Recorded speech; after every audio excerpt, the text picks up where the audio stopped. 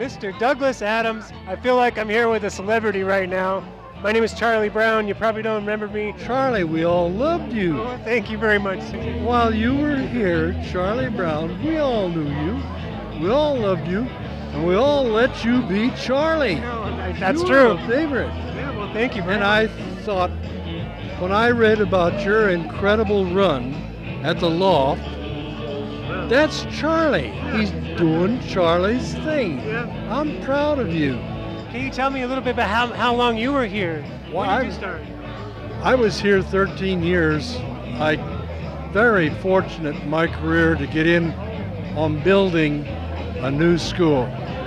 Design, implementing with people, programs, getting it going. And it's no accident that in the design that you have things like this incredible amphitheater, things like a commons area that is right up against the library. The library is where it should be. All the pods are purposely placed in relationship to each other. And we have the activity buildings out here, isolated, orchestra and band isolated, as they should be. And the gym was another factor. We just had one gym, we needed two, and didn't have an auditorium at the time. But everything came along.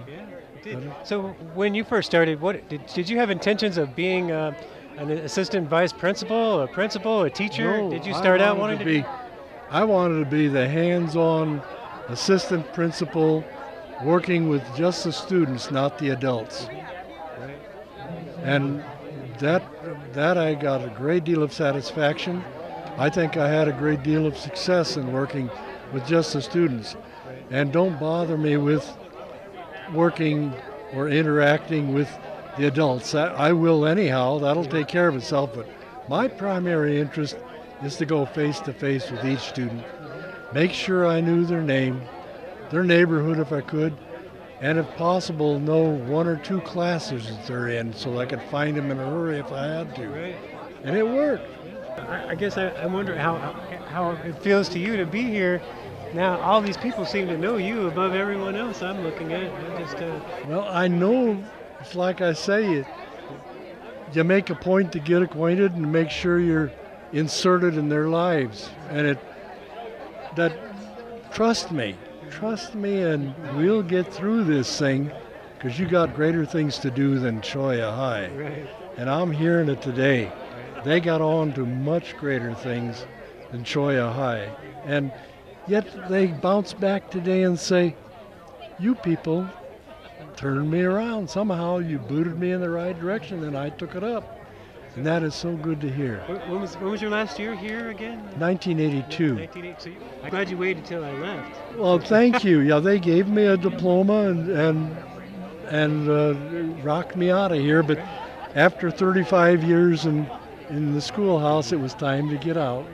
And I had other places to go and other things to do, and went into private counseling and as a psychotherapist, and had my own, with my wife, our private practice.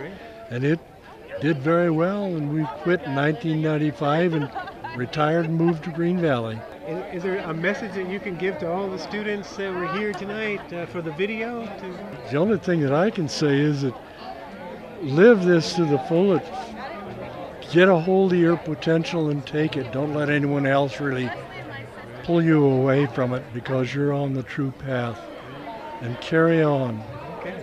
All right. Thank you, sir. Thank I appreciate you. your time. Thank you.